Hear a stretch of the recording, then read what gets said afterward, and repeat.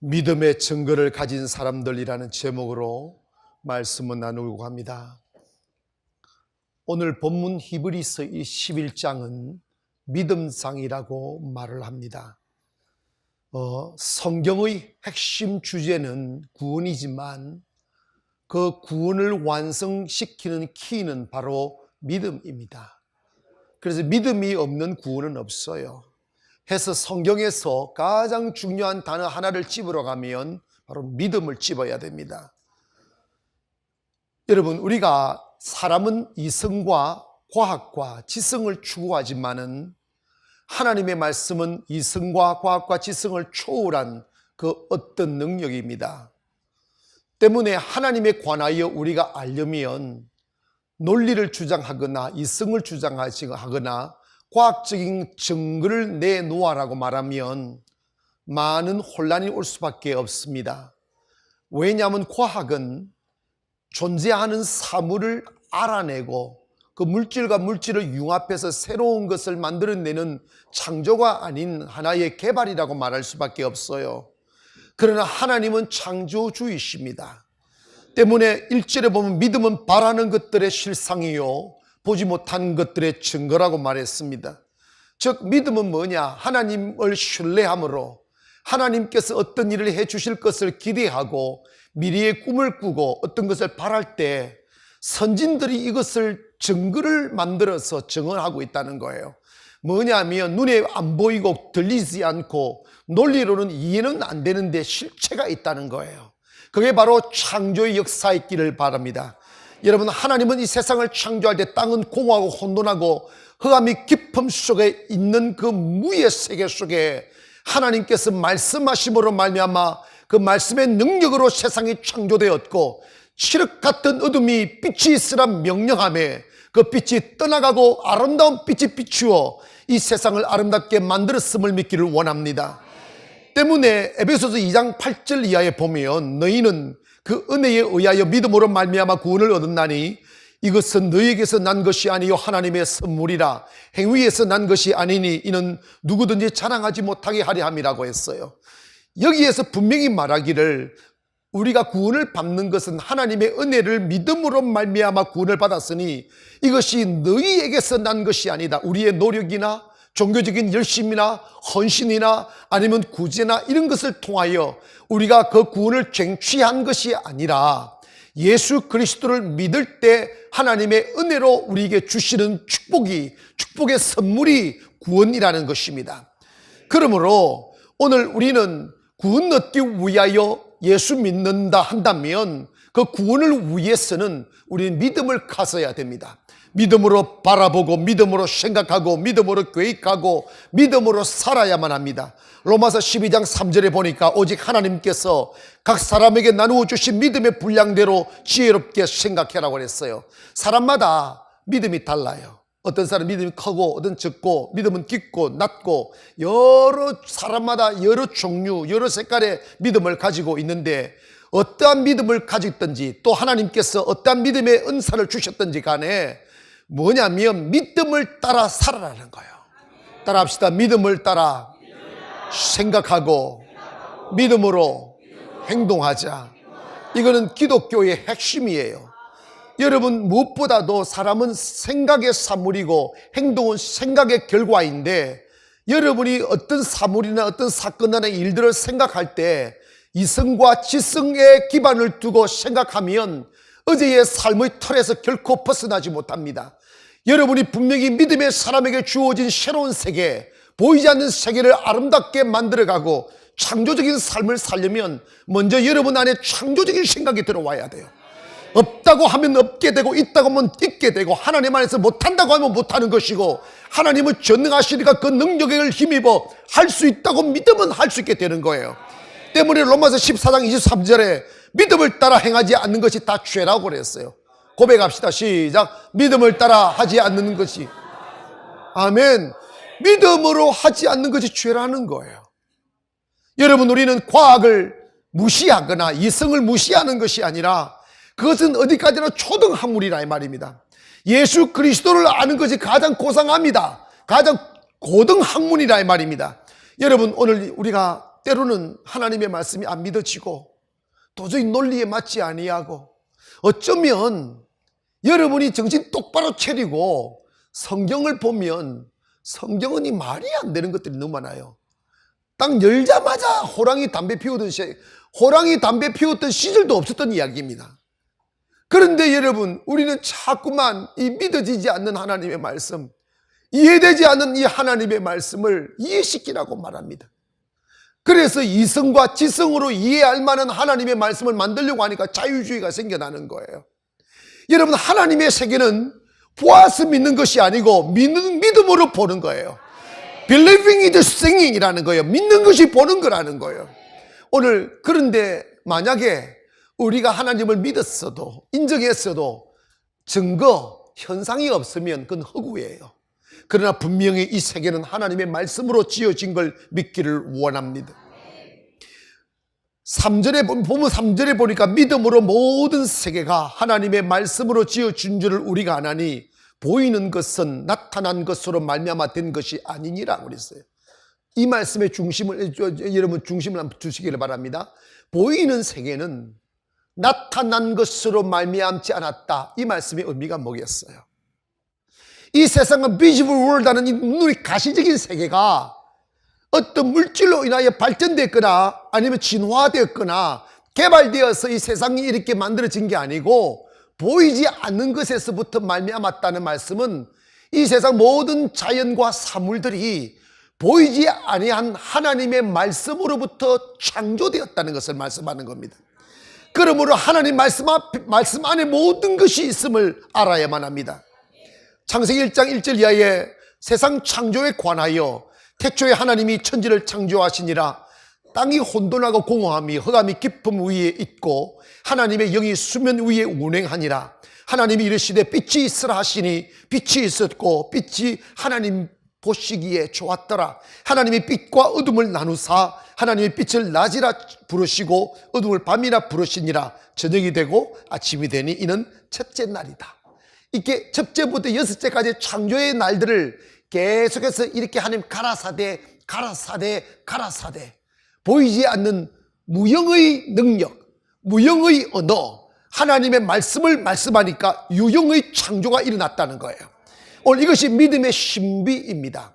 예수 믿는 사람들은 눈에 보여서 존재하는 게 아니고 하나님의 말씀을 믿는 믿음이 곧 존재이며 믿음이 창조이며 믿음이 미래인 것임을 알아야만 합니다.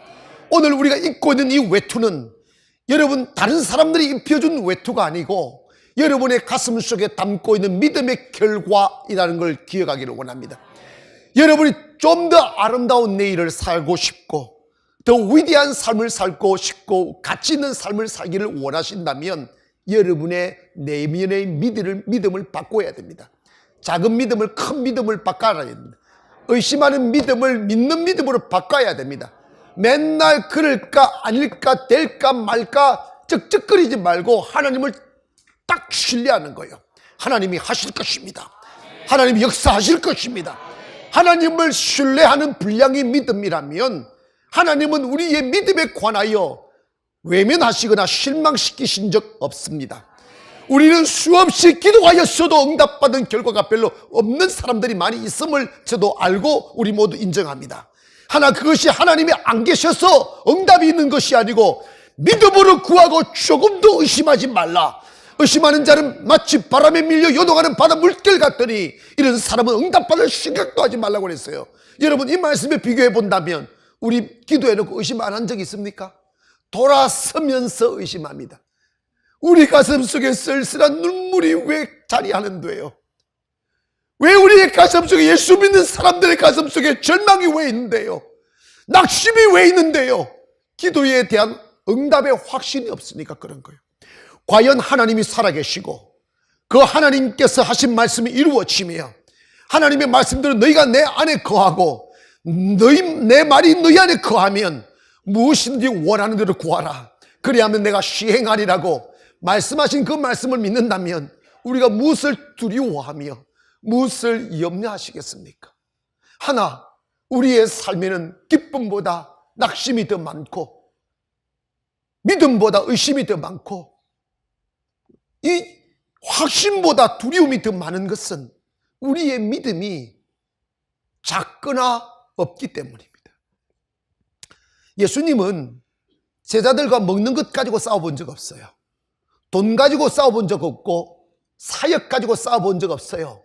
근데 예수님이 유독 예수님의 제자들을 향하여 흥분된 가슴으로 분노하며 그들을 질타하고 꾸짖으셨던 내용을 딱 보면 딱 한 가지입니다. 믿음이 없는 것. 이 믿음이 없는 이 패역한 세대여, 내가 언제까지 참고 내가 언제까지 너희와 함께 하겠느냐 말하며 믿음 없음을 답답해했어요. 하나님은 이미 전능하십니다. 하나님은 이미 위대하십니다. 하나님은 더 이상 우리의 증거가 필요가 없습니다. 하나님은 I am that I am, 나는 스스로 있는 하나님이라는 거예요. 너희가 태어나기 전부터 하나님이었고 세상이 만들기 전부터 하나님이었고 우리의 인생에 노래 없어도 하나님은 이미 영광에 쌓여 계신 분임을 믿기를 원합니다. 그러면 믿음은 무엇이냐? 그 하나님을 그대로 받아들이는 거예요. 그 하나님을 내 안에 모시고 들어와서 내 안에서 역사하실 것을 신뢰하는 것입니다. 그런데 왜 우리 가슴이 떨리고 내일이 불안하고 두렵고 돈 없으면 두렵고 일 잘못되면 두렵고 그 이유가 뭐냐면 그 하나님을 신뢰하지 못하는 것 때문입니다. 주님은 그걸 답답해하는 거예요. 언제까지 교회만 다닐래 이 말입니다. 언제까지 집사만 될래? 언제까지 교회 예배만 드리는 것을 믿음으로 착각할래? 믿음은 현실을 바꾸는 능력입니다. 행함이 없는 믿음이 죽은 믿음이라고 말씀하신 바처럼 여러분이 머리에 담고 있는 지식을 현실로 만들어야 된다 이 말입니다. 하나님은 지금도 살아계신 역사하신다면 여러분의 우울한 삶을 기쁨으로 바꿀 수 있고 가난한 삶을 축복으로 바꿀 수 있고 병들어 휘청거리는 삶을 건강하게 만들 수가 있고 실패의 자리에서 허우적거리는 사람을 일으켜서서 절망에 빠진 사람들에게 희망을 던지는 성공의 사람으로 만드실 수 있는 그 하나님이 바로 저와 여러분의 하나님임을 믿기를 원합니다. 믿음은 하나님을 사용하는 권세입니다. 하나님의 능력으로 일어서는 능력입니다. 그러므로 히브리서 11장 1절에 믿음은 바라는 것들의 실상이요 보지 않는 것들의 증거니 선진들이 이로써 증거를 얻었다. 여러분이 하나님을 믿는다면 지금보다 더 나은 내일을 바라기를 원합니다. 여러분이 하나님을 믿는다면 하나님에 의하여 여러분의 인생이 바뀌어질 걸 믿기를 원합니다. 더 나은 내일, 더 행복한 가정, 더 아름다운 미래, 그리고 훌륭하게 자라난 여러분의 자녀들을 바라보아야만 됩니다. 여러분, 이 예수 믿는 사람들이요 눈을 바꿔야 됩니다. 말 바꿔야 되고 눈 바꿔야 돼요. 맨날 거지 같은 거지들은요 왜 거지냐면 거지 같은 것만 보니까 거지야. 절대로 높은 이상이 없어요. 대문 열어서 누가 바가지에 밥이나 한 그릇 주면 좋겠다 그 생각밖에 없어요. 그 가슴 속에 민족을 걱정하고 이웃을 걱정하고 동네를 걱정하면 거지가 아니라니까. 여러분, 오늘 여러분의 생각이 바꿔야 됩니다. 혹여 오늘 교회 오시기 전까지만 해도 좀 마음이 울쭉하고 인생에 뭐 특별한 일이 없나, 전쟁이나 턱 터져버리면 좋겠다, 이런 망할 놈의 생각을 다 털어버리고 오늘 주님이 아름다운 내일을 주실 걸 믿기를 원합니다. 따라합시다. 내 삶에도 최고의 삶은 온다. 여러분, 절대로 광야교회는 다니지 마세요. 제가 아는 목사님 중에 광야교회가 있어요. 정말 광야교회 갔더니요 그 현실이 광야더라고요. 맨날 싸움이고 멀게 없고, 아이고, 그 사모님이 저한테 고백을 하는데 산속에 있다 보니까, 강원도 산속에 있다 보니까 눈이 오면 3개월 동안 밑으로 못 내려간다는 거야. 근데 양식이라는 거 고구마 조금 있었다는 거야. 그러니까 맨날 고구마만 삶아 먹었는데 그것도 뚝 떨어졌어. 일주일을 애들이 굶겨 놓으니까 금식 아닌 굶식을 한 거야. 굶식을 정하니까 애들이 엄마 배고파. 근데 할 짓이 없으면 애를 6명이나 낳았어. 세상에 교인도 없고 강약교회인데 애는 6명이 나왔는데, 그래가지고 그 사모님이요 이런데 저한테 와서 하시는 말씀이, 목사님 너무 배가 고파가지고 밤에 눈 속에 갇혀서 초가집 혼자 외딴 섬처럼 거기 갇혀 살아가지고 이렇게, 하나님 우리 고기 먹고 싶어요. 하나님 고기 좀 먹여주세요. 이랬더니 세상에 새벽에 일어났더니 너구리가 마당 앞에서 죽어 있더란다. 그래가지고 너구리 삶아 먹었다잖아. 여러분, 우리는 광야교회가 아니고 Promised Land, 꿈의 동산, 약속의 땅, 천국, 축복의 땅, 가나안 교회입니다. 가나안 교회 다니면서 구질구질하게 살면 그건 가나안이 아니고 광야 속에 있는 거야. 여러분 고백합시다. 광야를 버리고 가나안으로 들어갑시다. 가나안으로 들어갈 비결이 뭡니까? 믿음을 갖는 거예요. 가나안은 오직 믿음으로만 가는 것임을 믿기를 원합니다. 따라합시다. 주여 믿음을 갖게 하여 주셔서 광야길 빨리 끝내고 가나안으로 들어가게 하소서. 동의하시면 아멘 합시다. 가나안은 행복한 동네예요. 그래서 여러분 믿음은 뭐냐면 아름다운 내일을 기대하는 거예요. 믿습니까? 아름다운 세상을 꿈꾸는 거예요. 내일을 믿음은 바라는 것이라는 거예요. 바라는 거. 정말 바랄 게 없으면 얼굴에 주근깨 사라질 것이라도 바라기를 바랍니다. 바람이 없으면 안 돼요. 믿음은 바라는 거라니까. expectation, 기대감 말이야. 믿습니까? 남편을 바라보고 맨날 구질구질하게 아이고 난 어쩌다가 재수없이 이런 남편 걸려들었나 이러지 마면 안 돼. 그게 은혜가 떨어지면 뭐냐? 아무리 훌륭한 남자도 감사치를 못한다니까. 최영주한테 물어봐 감사하는가. 여러분 감사가 있어야 됩니다. 그리고 여러분 그러나 하나님 우리 남편을 축복하시고 우리 남편을 위대하게 만들어 주실 것이며 우리 남편을 통하여 이 민족과 이 나라의 아름다운 역할을 할 수 있는 그날이 올 줄 믿습니다. 이렇게 꿈을 꿔야지. 할렐루야. 아무리 술에 취해가지고 개망나니 같은 남자가 그냥 맨날 그렇게 보이던 내일이 안 보이는 남자더라도 술에 막 취해가지고 코를 드릉거리고 주무실지라도요 통성으로 한번 기대해 보세요. 맨날 하나님 우리 남편을 술을 끊게 해주시고 우리 남편 정신 차릴 줄 믿습니다. 제가 볼 때 나 우리 남편을 믿었습니다. 우리 남편 위대한 사람입니다. 우리 남편은 제게 주신 최고의 선물입니다. 아이고 주여. 여러분 이걸 매일 해보세요. 남편이 기분 나빠서 술 끊어버립니다. 할렐루야. 여러분 아름다움을 볼 줄 알아야 돼요. 자식들 보고 맨날 아니 왜 새끼야 네가 내 새끼냐 네 새끼냐 이러면 안 돼. 자식 보고 좋아하고 너는 훌륭한 아들이야 너는 훌륭한 딸이야 너는 훌륭한 사람이 될 거야 이런 쫙. 여러분 우리나라에 김선도 김홍도 김길도 김국도 도자 우리나라에 네 분 다 목사님인데 대형 교회를 일으킨 네 분 다 대형 교회를 일으킨 목사님들입니다. 감리교회 아주 전설적인 인물들입니다. 그런데 그분을 아버지도 없이 어머니가 가난한 어머니가 정말 보따리 장사하면서 그 두 네 아들들을 키워놨는데 맨날 새벽기도 일어나면 아이들 주무실 때 머리에 손 넣고 하나님 이 아들 국도는 국도가 되게 하시고 길도는 길도가 되게 하시고 이러면서 막 기도하니까 국도는 국가적인 힘으로 되고 길도는 길을 닦아도록 하니 하여튼 목회라도 큰 목회가 되더라는 할렐루야. 여러분 정말입니다. 여러분의 미래를 바라보는 대로 된다니까. 지금은 그 어떤 쥐락 같은 어둠이 여러분을 둘러싸 내일이라는 것을 1cm도 안 보이는 절망의 늪에 빠졌어도 하나님을 믿는 믿음이 나를 구원할 걸 믿고 아름다운 내일을 꿈꾸다 보면 하나님은 분명히 주십니다. 확신하기를 원합니다. 하나님은 우리의 믿음을 쓰시지 호주무리를 쓰지 않습니다. 여러분 하나님은 그 어떤 현실을 쓰는 것이 아니라 여러분의 가슴판에 새겨져 있는 믿음을 쓰신다 이 말입니다. 때문에 우리가 하나님을 향하여 기대를 가지기를 원합니다. 하나님이 해주실 겁니다. 하나님이 응답해 주실 것입니다.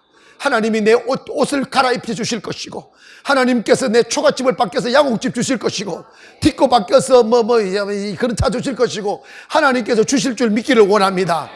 그것이 믿음이라는 거예요. 여러분 하나님이 찾으시는 사람은 믿음의 사람입니다. 정말입니다. 믿음의 사람입니다. 고백합시다. 주여 나로 하여금 믿음의 사람이 되게 하소서. 할렐루야. 잠시라도 여러분이 꿈꾸는 세계에 여러분이 가 있음을 바라보기를 원합니다. 목사님 나는 아들 때문에 남편 때문에 아내 때문에 안 되면 그거 다 구질구질한 변명입니다. 하나님은 현실을 바꾸시는 분이라니까. 사람을 바꾸시는 분이라니까. 바꿀 수 있습니다. 할렐루야. 50일의 기적만 나오면 분명히 바꿔집니다. 할렐루야. 본인들이 그랬어요. 천지개벽하는 날이라고. 변화를 두려워하지 마세요. 분명히 기억하세요. 여러분이 과거에 어떠한 어둠 속에 갇혀서 내일 없는 절망에서 숨죽이며 그는 새가슴처럼 콩닥거리고 두려움에 쌓여 살았다 할지라도 주님 앞에 나와 믿음을 가지면 그 믿음이 여러분의 현실을 바꿉니다. 분명히 바꿉니다. 그러므로 오늘 이 믿음으로 살아온 선조들의 이야기를 들으면서 오늘 저와 여러분도 믿음을 가지는 성도 되기를 원합니다. 첫째로 제사를 통하여 하나님을 경험한 아벨에 대한 이야기입니다. 창세기 본문 4절 봅니다. 시작. 믿음으로 아벨은 가인보다 더 나은 제사를 하나님께 드림으로 의로운 자라 하시는 증거를 얻었나니 하나님이 그 예물에 대하여 정언하심이라. 그가 죽었으나 그 믿음으로서 지금도 말하느니라. 아멘. 여러분이 죽고 난 뒤에 아이고 그 사람 그거 참 잘 죽었다 이런 소리 들으면 안 돼. 잘 죽긴 잘 죽어도 그 죽고 난 뒤에 좀 아름다운 향기가 좀 있어야 됩니다. 믿습니까? 그분이 남기는 족적이 꽃밭이 되어야지 쓰레기장을 만들어 놓고 떠나가면 안 되는 거예요. 황경직 목사님이 생존하실 때 이런 이야기를 했잖아요. 인생은 씨를 뿌리는 것 같다. 잡초를 뿌리고 가는 사람은 그가 지나간 뒤에는 잡초밭이 되지만 꽃씨를 뿌리고 지나간 사람은 그가 지나간 뒤에는 꽃밭이 된다는 말씀을 합니다. 우리 꽃밭을 만들며 살기를 원합니다. 그러기 위해서는 뭐냐? 믿음으로 살아야 되는데 아벨은 하나님 아버지 앞에 제사를 잘 드림으로 인정을 받았다는 거예요. 이게 무슨 의미냐면 인간은 너나 할 것 없이 거룩한 하나님 아버지 앞에 다 죄인의 모습으로 설 수밖에 없어요. 아무리 조심해도 말입니다. 그래서 하나님께서 우리의 죄를 사면하고 의인의 자리에서 영광을 누리도록 하는 방법을 제사를 드리게 했어요. 근데 제사의 원칙이 하나 있습니다. 성경은요, 노력이 아니고 진리는 원리를 따라야 됩니다. 그 원리가 뭐냐 하면 제사는 짐승을 잡아라는 거예요. 인간의 죄를 지으면 죽어야 되는데 사람 대신 짐승을 대신 죽여서 피를 흘림으로 그 피 흘림이 나의 죄를 사면하게 해주는 그 역할을 제사가 하는 거예요. 그래서 가인과 아벨이 아담의 두 아들 가인과 아벨이 있었는데 가인은 곡식으로 예배를 드리고 제사를 드리고 아벨은 짐승을 잡아 제사를 드린 거예요. 제사라는 의미로는 같을 수는 있지만 이건 하나님의 말씀의 그 언약에 관해서는 엄청난 차이가 있습니다. 피 흘림이 없는 제사는 사함이 없다는 거예요. 아멘 합시다. 자, 히브리서 9장 22절에 율법을 따라 그의 모든 물건이 피로서 정결하게 되나니 뭐로 정결하게 된다? 율법은 피로서 정결하게 되나니 피 흘림이 없은 적 뭐이 없다? 사함이 없다. 그러니까 가인은 피의 제사를 안 드렸기에 사함이 없고 제사를 실패했고 아벨은 피 흘리는 제사, 언약을 따라 피 흘리는 제사를 드림으로 하나님이 그를 기뻐 받으신 거예요. 그래서 아벨이 하나님의 축복의 씨앗이 되고 은혜를 입는 놀라운 축복을 입게 된 것입니다. 여러분, 그 이후에 구약시대에는 끝없이 율법시대를 통해서 끝없이 뭘 지켜왔느냐? 제사를 지켜왔어요. 수 없는 짐승들이 죽어나갔습니다. 인간의 죄 때문에 말입니다. 그런데 하나님께서 언약하셔서 둘째 아담이 오면 그가 우리의 유월절 어린 양 아사셀 양이 되어 우리의 인류의 죄를 대신할 것을 예언하시고 보라 처녀가 잉타의 아들을 낳을 것이요 그 이름을 예수라 하라. 이는 자기 백성을 저희 죄에서 구원할 자임이라고 예언한 바대로 예수님께서 이 땅에 오시어 십자가를 지셨습니다. 그래서 십자가를 지신 그 이후로부터 이제 우리는 제사를 드리지 아니하고 예배를 드립니다. 그 이유가 뭡니까? 이제 예수님이 우리의 영원한 제물이 되었기에 짐승을 잡아 죽일 필요가 없게 되었다 이 말입니다. 그래서 이제는 우리가 예배를 드리는데 제사를 드릴 때 가장 중요한 것이 뭐였습니까? 짐승을 잡아 죽이는 것이었습니다. 아시겠어요? 그러면 예배는 뭐냐는 거지. 우리는 이제 예배자로 서 있어야 되는데, 제사에는 짐승을 잡아 죽여야 되지만, 신약에 와서 예배에서 가장 중요한 것이 뭔가? 요한복음 4장 23절 시작. 아버지께 참되게 예배하는 자들은 영과 진리로.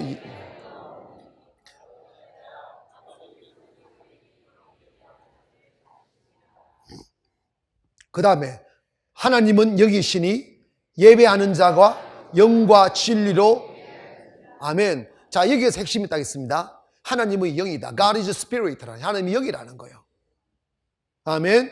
그러니까 하나님이 영이기 때문에 여기 계신 하나님께 예배 드릴 때는 Spirit and Truth라고 해서 영과 진리로. 이 말씀은 뭐냐면, 예배할 때는 제사는 짐승을 죽이는 거지만 예배자에게 있어서 가장 중요한 성령과 진리로, 이 말입니다. 아멘 합시다. 성령 없이 예배하는 것은 예배가 될 수가 없다, 이 말입니다. 그러므로 오늘 우리가 진정한 예배자가 되기를 원합니다. 그런데 왜 예배는 하나님과의 교제이고 만남이고 하나님께 드리는 영광인데 왜 경이로움이, 기쁨이, 환희가 없을까? 그것은 뭐냐? 영으로 예배하지 않기 때문입니다. 예배는 의식이 아니라 살아계신 하나님과의 교제임을 믿기를 원합니다. 그러면 교제가 있는데 만남인데 기쁨이 없겠어요? 만남이 있는데 환희가 없겠냐고요. 여러분, 성령 안에서 예배하기를 원합니다. 영적인 예배는 성령으로 드리는 것입니다. 성령을 외면하고 드리는 것은 의식입니다. 실패의 예배입니다. 가인의 예배라 이 말입니다. 오늘 이 가인의 예배를 버리고 아벨의 예배가 되기를 원합니다. 아벨의 예배는 영으로 드리는 예배라 이 말입니다. 때문에 우리가 영적인 예배자가 되려면 어떤 일이 있어도 성령을 받아야 됩니다. 성령을 안 받고 영적인 예배를 드릴 수는 없습니다. 그래서 여러분, 우리 한국교회, 세계교회를 보면 성령을 소멸하게 되면 의식을 강조하게 됩니다. 근엄한 분위기 만들어내요. 두근을 쓰게 만들고 강단을 높이고 화려한 가운을 입고 장식을 하고 이거 다 쇼하는 거예요. 하나님은 잔디 위에서 말씀을 전해도, 예수는 뱀물 위에서도 말씀을 전해도 말씀 그 자체가 능력임을 믿기를 원합니다. 말씀 그 자체가 생명이라 이 말입니다. 하나님은 의식에 가두어 놓을 수 없는 분입니다. 그래서 하나님의 가라에 하늘에 있는 것이나 땅에 있는 것이나 땅 안에 있는 것이나 그 어떤 형상도 만들지 말라. 이 말은 하나님은 살아있는 living spirit란 말입니다. 살아있는 영이라 이 말입니다. 그러므로 살아있는 영께 예배하려면 살아있는 영으로 예배해야 된단 말입니다. 그러므로 성령으로 예배하는 것만이 진실한 예배임을 믿어 오늘도 성령 충만한 성도 되기를 원합니다.